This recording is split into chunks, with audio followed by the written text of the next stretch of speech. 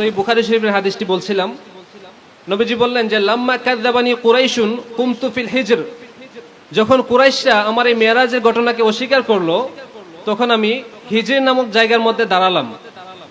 ফাজালাল্লাহু লি বাইতাল মাকদিস, তখন আল্লাহ রাব্বুল আলামিন বাইতুল মুকাদ্দাসের চিত্রটাকে আমার সামনে তুলে ধরলেন।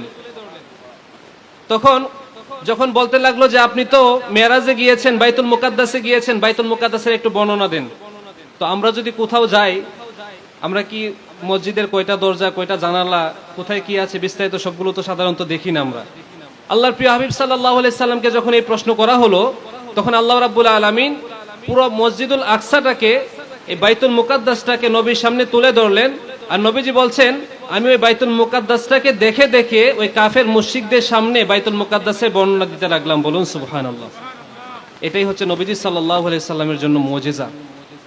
আমি আমার আলোচনা দীর্ঘায়িত করছি না। মেরাজুন নবী সাল্লাল্লাহু আলাইহি সাল্লাম সম্পর্কে সংক্ষিপ্ত সময়ে কিছু কথা বলার চেষ্টা করেছি। আল্লাহ রাব্বুল আলামিন যেন আমাদেরকে কবুল করেন, সকলেই বলি আমিন।